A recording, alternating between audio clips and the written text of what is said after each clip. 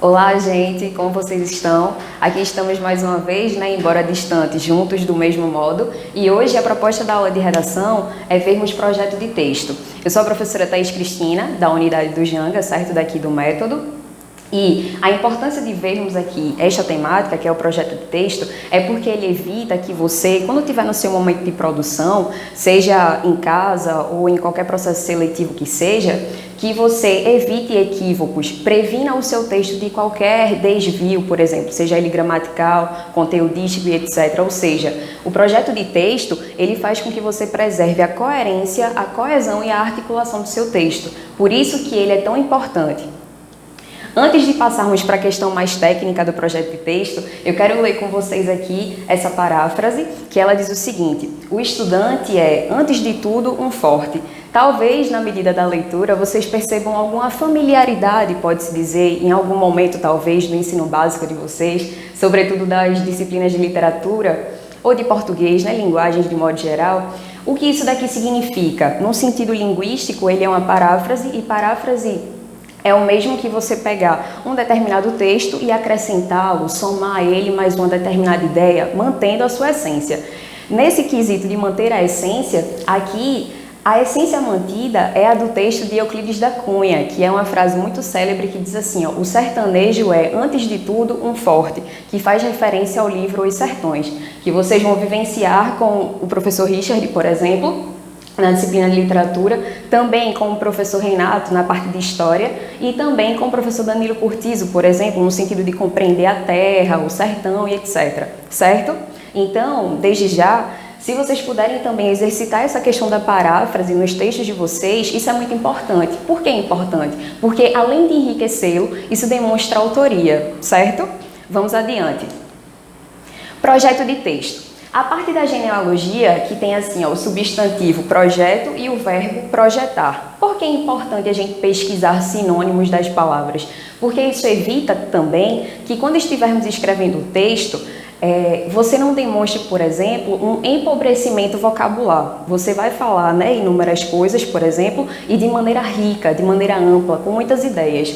Então, sobre projeto, para a gente entender de fato o que é o projeto de texto, olha o que há no dicionário.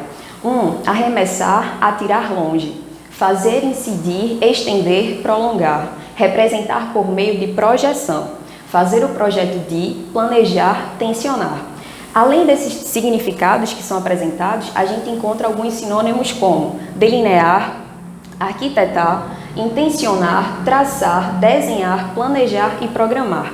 Dentre esses sinônimos aqui, o que eu acho mais bonito é essa questão do arquitetar. E é isso que nós, enquanto produtores de texto, precisamos fazer. A gente precisa arquitetar o nosso texto, certo? Como a construção de uma casa, por exemplo, a construção de um cômodo, para que fique tudo muito coerente, tudo muito coeso e, por fim, muito bonito também, claro, transparente, etc. Aqui, na cartilha do participante, que é aquela que eu havia comentado com vocês do ano de 2018, que está disponível na internet, ela define projeto de texto da seguinte maneira. Me acompanha nessa leitura. Projeto de texto é o planejamento prévio à escrita da redação, ou seja, ele vai anteceder a escrita da redação. É o esquema que se deixa perceber pela organização estratégica dos argumentos presentes no texto. É nele que são definidos quais os argumentos que serão mobilizados para a defesa de sua tese. Percebam, quais os momentos de introduzi-los e qual a melhor ordem para apresentá-los. Há o momento adequado e há a ordem adequada. Ou seja, o projeto de texto ele vai estar prevendo tudo isso aí, de modo a garantir que o texto final seja articulado, claro e coerente. O que é então que esse conectivo de modo está propondo? Ou seja, é como se fosse uma consequência. Qual a consequência então desse momento e dessa ordem? A garantia de um texto que vai ter articulação, claridade, transparência e, sobretudo, coerência.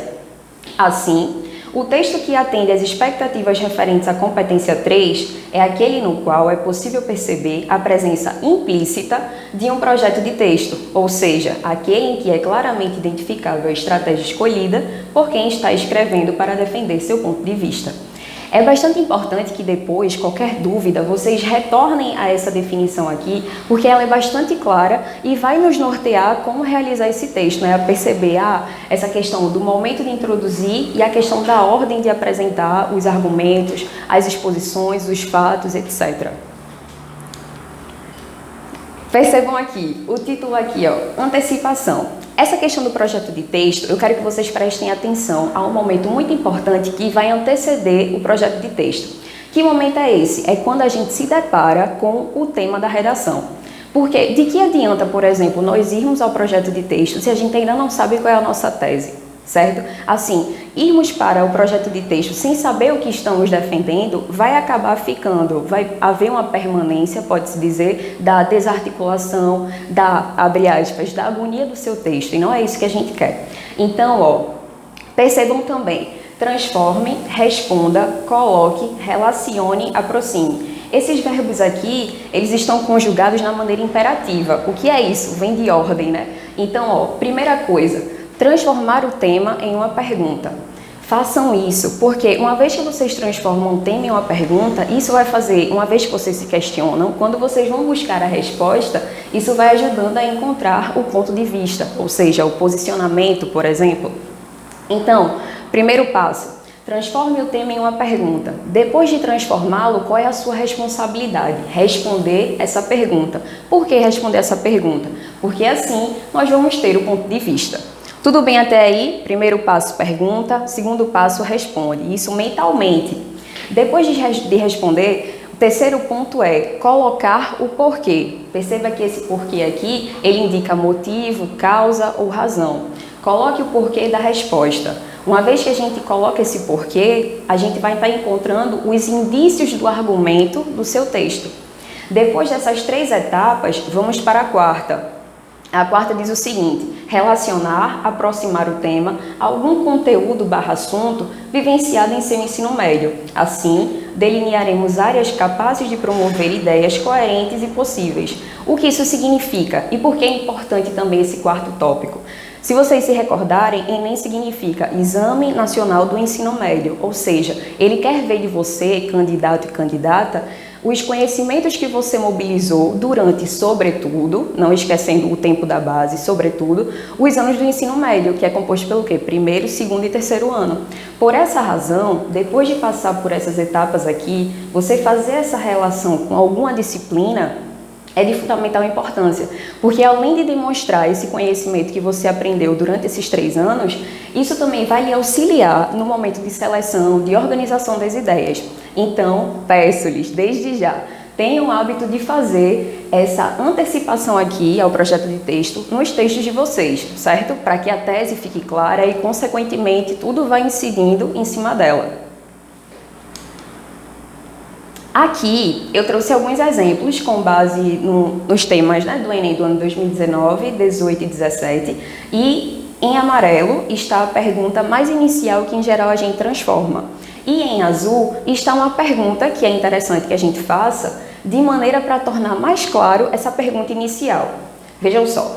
No ano de 2019, o tema foi o seguinte: a democratização do acesso ao cinema no Brasil. Daí a primeira pergunta que a gente se faz é a seguinte: por que democratizar o acesso ao cinema no Brasil? Certo? Essa é a primeira pergunta que a gente faz. Digamos que essa pergunta ainda tenha ficado não muito clara para a gente pega e faz outra pergunta. Então, o que há de importante no cinema que se faz necessário a democratização do seu acesso? Percebe que por meio dessas perguntas a gente vai buscando respostas e nessa busca a gente vai encontrando respostas, ou seja, respostas de quê? Do que a gente acredita enquanto importante, do que a gente acredita enquanto razão para democratizar. 2018, veja só. O tema foi o seguinte: manipulação do comportamento do usuário pelo controle de dados na internet. A primeira pergunta que a gente pode se fazer é: por que há, ou seja, HA acentuado no sentido de existir, a manipulação do comportamento do usuário pelo controle de dados na internet? Essa é a primeira pergunta que a gente se faz assim que se depara com o tema. Porém, mais uma vez, com o intuito de esclarecer ainda mais, a gente pode fazer uma outra pergunta. Que outra pergunta é essa? Quais os interesses, ganhos, lucros, razões para a manipulação do comportamento do usuário pelo controle de dados na internet? Perceba que essas palavras aqui, ó, que estão sublinhadas, interesses, ganhos, lucros, razões, vão dar o norte ainda mais nesse quesito de você obter uma resposta e essa resposta ser possivelmente a sua tese, o seu posicionamento, a sua crença, ou seja, a sua defesa. 2017, qual é a pergunta que a gente encontra a princípio? Quais os desafios para a formação educacional de surdos no Brasil?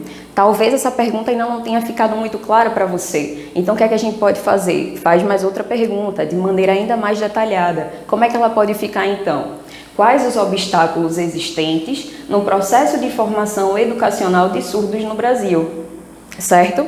O que é isso? É só para elucidar momentos ou formas de como você transformar os temas em perguntas. Nesse sentido de transformar, responder, colocar e relacionar, vamos agora para uma parte mais de aplicabilidade, por exemplo. Esse tema aqui em cima, chamado Causas e Perigos da Resistência à Vacinação no Brasil, foi um tema que foi solicitado também aos nossos alunos e alunas do método, e que eles fizeram e tudo mais e nos entregaram. E ele é de grande importância porque também é algo bastante recorrente, né, na nossa realidade, nos dias atuais, e uma vez que a gente sabe que o Enem também é uma questão do cotidiano, é importante a gente estar interagindo com ele sempre que possível. Então, nesse sentido de transformar, se recordam, né? Transformar o tema em uma pergunta. Então, como foi que ela ficou? Quais as causas ou os perigos da resistência à vacinação no Brasil? Nós fizemos a pergunta. Qual é o segundo passo? Responder. Vamos responder as causas. Quais possíveis causas? Informações incoerentes com a realidade das vacinas e o custo. Essa parte do custo, falando desde já, embora a gente saiba que o SUS ela forneça gratuitamente, ela tem o seu critério, que é um critério baseado em idade, por exemplo, tem os seus limites, ou seja, depois que você passou de uma determinada idade, você não mais pode recorrer a essa vacina no SUS. Logo, para que você se mantenha protegido, que tenha, né, a produção de seus anticorpos, você precisa recorrer a uma outra proposta. Que outra proposta pode ser essa? As unidades privadas. Que nas unidades privadas, o custo das vacinas, elas não são tão baixas assim, sabe? Ela tem um custo um pouco exacerbado, exagerado. Enfim, quanto aos perigos, a gente pode encontrar então enquanto perigo proliferação do vírus, pandemia, superlotação, colapso do SUS. Nesse tempo mesmo de coronavírus, né, o que a gente mais escuta. Por essa razão, a questão do isolamento social, ele é tão importante. Mais uma vez, perceba, né, como essa questão do dia a dia está entrelaçado ao Enem de modo geral. Colocar. O que é o colocar? Lembra que lá no início ele diz assim, ó, colocar é você responder o porquê da causa ou do perigo que você mencionou. Porque colocando, você possivelmente vai ter o seu argumento. Se recordam? Vejamos. Percebam pela cor. O primeiro vai fazer referência às causas e o 2, que está em azul, vai fazer referência aos perigos. O 1 diz o seguinte: o alto custo das vacinas nas redes privadas, a depender do público que delas necessita, ao invés de aproximar, distancia aquele ou aquela que deseja precaver a sua saúde, visto que, perceba que é um conectivo explicativo, né, vai indicar uma explicação. Em muitos casos, em uma escala de prioridades financeiras, ela acaba sendo relegada, posta em segundo plano. Ou seja, isso daqui é um argumento para que o custo seja uma das causas possíveis dessa resistência à vacina. Perceba também que está tudo muito interligado, certo? Não esqueçam de perceber isso no texto de vocês. Tópico 2, que faz referência ao perigo. O tópico 2 diz o seguinte: a resistência à vacinação é capaz de causar perigos não só sucessivos, bem como profundamente destrutivos. Por exemplo, havendo uma desordem, pode-se intensificar a proliferação dos vírus e chegar a uma pandemia, dimensão essa que afeta os setores políticos, econômicos, sociais e, sobretudo, humanitários de uma nação. Ou seja, né, tudo que a gente está vivenciando, seja nas TVs, no dia a dia, andando pelas ruas, etc. O quarto, qual é aquela nossa responsabilidade, né? Relacionar, aproximar a discussão, o conteúdo a uma determinada área do saber do seu ensino médio. Então, quais foram, né, as disciplinas que nós podemos relacionar? Ciências e biologia, por exemplo, nesse sentido da compreensão da vacina, da compreensão das substâncias. A história, com essa questão, por exemplo, da revolta da vacina, né, que por conta de uma desinformação e de uma imposição de algo acarretou em toda aquela revolta, e geografia, por exemplo, da gente perceber que as localidades, né, as periferias, as localidades mais interioranas, acabam sendo prejudicadas nesse sentido do acesso, ou seja, da chegada aos locais de, como é que eu posso dizer, aos postos de saúde, por exemplo, certo? Mais uma vez, outra exemplificação. Agora essa daqui faz referência a um tema chamado a importância do trabalho voluntário para a construção de uma sociedade mais igualitária no Brasil.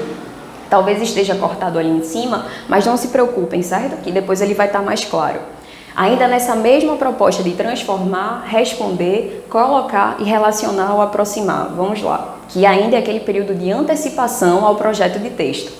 Primeira coisa, transformar. Como é então que a gente pode transformar esse tema em uma pergunta? Por que o trabalho voluntário é importante para a construção de uma sociedade mais igualitária? Cabe a você se perguntar depois que se deparar com o tema. Depois de feita a pergunta, o que cabe a você? Respondê-la. Então vamos lá. Responder, importância. Quais as importâncias então desse trabalho? Exercício da empatia e amplia os horizontes. Essas são algumas das importâncias que o candidato ou candidata elencaram enquanto tal. Aí abaixo, sociedade mais igualitária. Então, o que foi que ele elencou? Percepção menos capitalista, interesse financeiro e acesso aos bens fundamentais.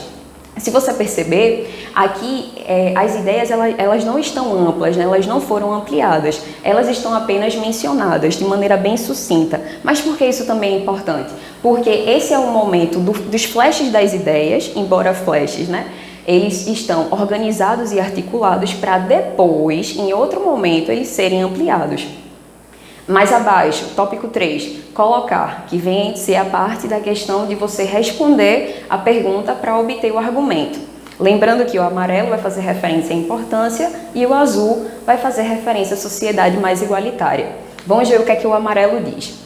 O trabalho voluntário, além de propiciar experiências das mais diversas aos sujeitos, seja em sua área profissional ou não, possibilita o enriquecimento humano da pessoa envolvida, uma vez que a coloca em contato com cidadãos e realidades das mais diversas, ampliando seus horizontes e percepções de cotidiano, de mundo. Então, aqui a gente pode perceber um argumento possível para a importância desse trabalho voluntário. Vamos agora ao tópico 2, dessa questão de como torná-la mais igualitária. Embora o direito aos bens essenciais ao ser humano seja garantido por lei, ou seja, constitucional, na realidade prática encontramos algo distinto, quer dizer, ainda há quem não tem acesso à alimentação, moradia digna, produtos de higiene e etc. No entanto, tais deficiências vão sendo sanadas, à medida do possível, não só por iniciativas governamentais, mas também voluntárias. Instituições religiosas, gincanas escolares, arrecadações voluntárias, entre outros, são os responsáveis por ONGs, espaços informais e pessoas em situação de miséria sobreviverem até então. O que isso significa? Que por meio desses trabalhos voluntários, essas pessoas que vivem em situação de vulnerabilidade, seja em questão de miséria, de pobreza, etc., ainda assim têm uma possibilidade mínima, ou pelo menos diária, ou pelo menos em uma refeição apenas, de ter uma dignidade, certo? Então essa é a questão de tornar um pouco a sociedade mais igualitária por meio dos trabalhos voluntários. Nesse sentido aqui, de relacionar e aproximar, que é o tópico 4, nós percebemos, por exemplo, a relação com disciplinas como ética, religião, geografia e linguagens. Mais adiante, aqui a gente encontra, a parte estrutural do texto dissertativo argumentativo, mas eu quero salientar para vocês que vocês prestem atenção no que está em rosa. O rosa é a tese, o desenvolvimento 1, o desenvolvimento 2 e a conclusão. As informações que estão dentro desses tópicos é o destrinchar do que cada um dessas partes deve conter. Mas por que eu quero que vocês prestem atenção no que está em rosa? Porque o projeto de texto, ele se baseia nessa tese, desenvolvimento 1, 2 e conclusão, em que a gente vai preencher com ideias pequenas e de maneira sucinta de modo a nos dar ideias para quando for de fato iniciar a produção, ou seja, de maneira mais aberta, mais alongada, do texto de fato, ou seja, buscando também atingir as 30 linhas, é que a gente vai se recordar desses tópicos aqui, que são, no caso, né, os detalhes que compõem cada um dos parágrafos, para fazer o todo.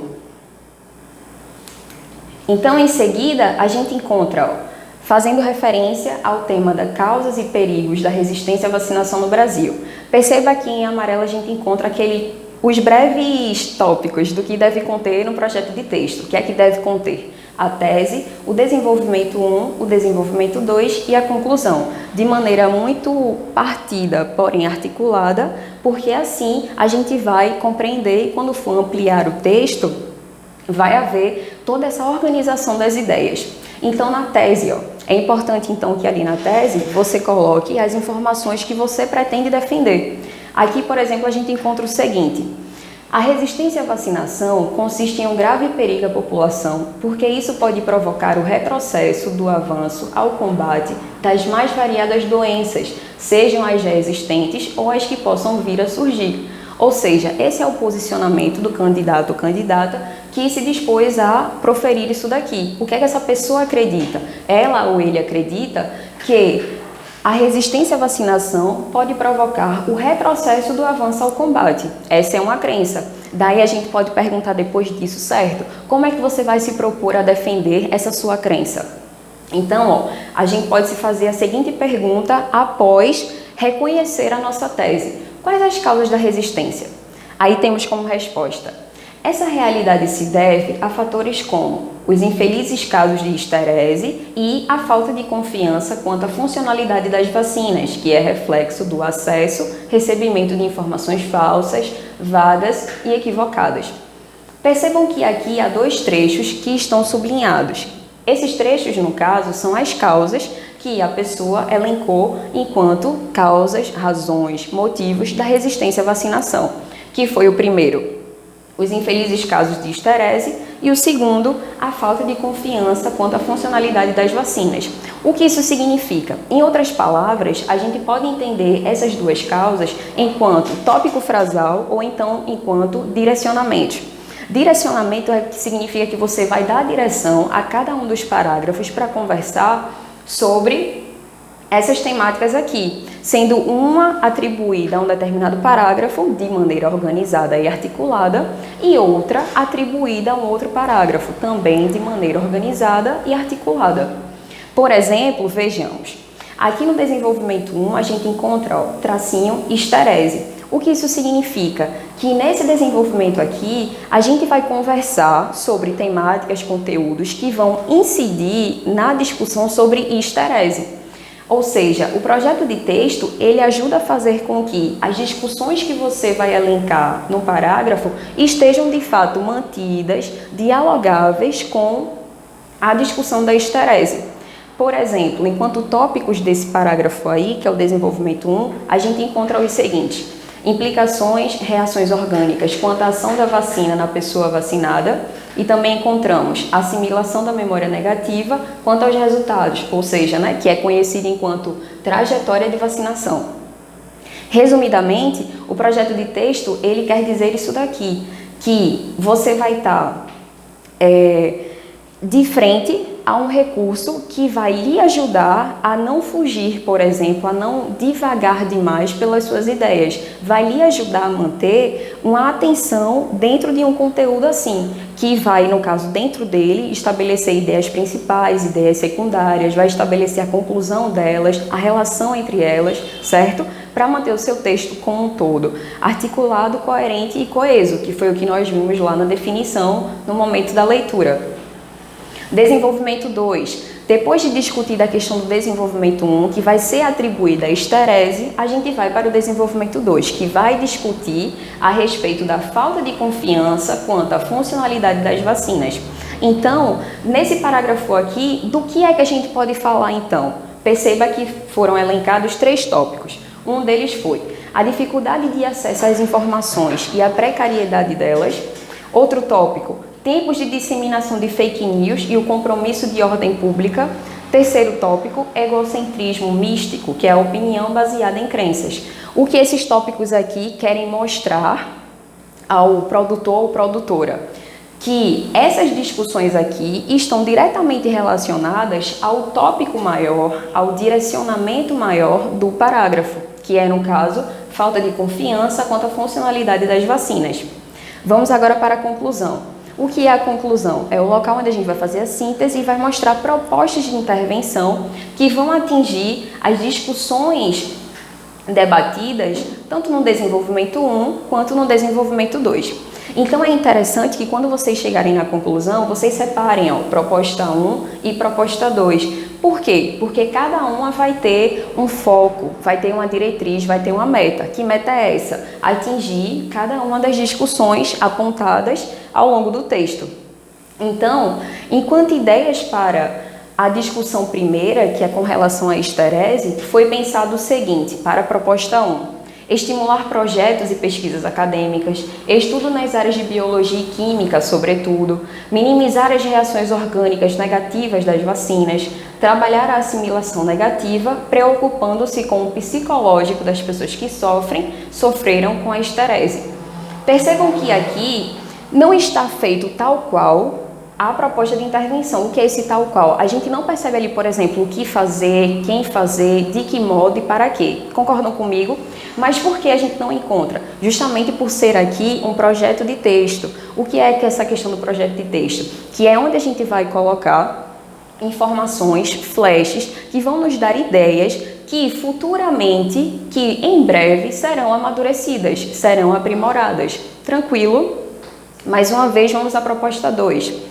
Promover formações continuadas aos profissionais da saúde, videoaulas, encontros coletivos e presenciais, instruções, o papel dos agentes de saúde, a colaboração da mídia, panfletagem, outdoors, cartazes, anúncios, desmistificar equívocos, atrair mais pessoas, punição dos hackers e seus cúmplices.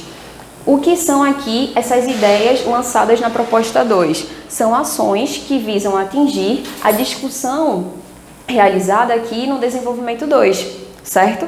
De maneira a quê? De maneira a avisar, atingir o que foi esclarecido aqui, propondo algo ou alguma coisa para que seja feito, para que não haja, voltando-se à tese, rememorem sempre a tese se possível, para que não haja o retrocesso do avanço ao combate das mais variadas doenças, sejam elas as já existentes ou as que possam vir a surgir, certo? Mais uma vez, com relação ao trabalho voluntário, não se preocupem, porque pode estar um pouco ruim a observação, a análise, mas eu vou fazendo a leitura e vocês me acompanham, por gentileza. Tese, tese, desenvolvimento 1, desenvolvimento 2 e conclusão. O que nós encontramos na tese com relação ao tema, a importância do trabalho voluntário para a construção de uma sociedade mais igualitária no Brasil. A tese foi a seguinte: o trabalho voluntário é uma atividade essencial à convivência em sociedade, porque, uma vez que ele tem por princípio a não remuneração, é uma via de educar as pessoas para a compreensão e a prática dos valores humanos. O que isso significa, né? Reforçando, é a crença da pessoa ao se deparar com o tema, que trata da importância do trabalho voluntário. Perceba também que ela usa palavras como essencial, ou seja, algo que é essencial é algo que você pode compreender enquanto indispensável, importante, primordial, certo? Que são sinônimos que, uma vez que a gente percebe a presença dessa palavra, a gente também percebe, por exemplo, o posicionamento dessa pessoa. Algo que é essencial é algo importante. Então, além dela dizer que é essencial, porque dizer apenas que é essencial não é suficiente, ela diz, porque, uma vez que ele tem por princípio a não remuneração, é uma via de educar as pessoas para a compreensão e a prática dos valores humanos. Essa é a tese. Então, se recordam daquela pergunta que vocês precisam se fazer depois de decidir a tese? Que pergunta é essa? Quais as razões dessa importância? Então, quais as razões dessa importância, né? Da questão da compreensão e da prática dos valores humanos? Vejamos a resposta. O envolvimento com trabalhos voluntários propicia ao sujeito benefícios vários, tais como, por exemplo, a possibilidade de engajamento na área profissional e o exercício da empatia. Perceba aqui que há duas expressões que estão sublinhadas. O que essas expressões significam? Significam os tópicos frasais, os direcionamentos que o candidato ou candidata vai, ao longo do texto, se debruçar, a discutir, a defender, com vistas a mostrar ao seu leitor ou leitora que o trabalho voluntário é algo essencial, certo? E mais do que essencial, ele é assim tão importante pelo fato de promover nas pessoas uma educação que atinge a compreensão e a prática dos valores humanos. Então, depois de feito esse primeiro momento, esse momento inicial, o que cabe a você? Colocar o desenvolvimento 1 e o desenvolvimento 2, atribuir a cada um deles a discussão determinada e depois olhar para as conclusões. Vamos! No desenvolvimento 1, qual foi a atribuição da discussão? Engajamento na área profissional, ou seja, é um tópico, é um direcionamento, é uma defesa que vai ser feita. Quais as ideias, então, que este candidato ou candidata elencou para discutir dentro deste parágrafo, seja enquanto ideia principal ou quanto ideia secundária? Vejamos. Via de mão dupla. No quesito da área profissional, além de aprender, ajuda, dar oportunidade e oportuniza-se. Impulsiona a admissão em um primeiro emprego.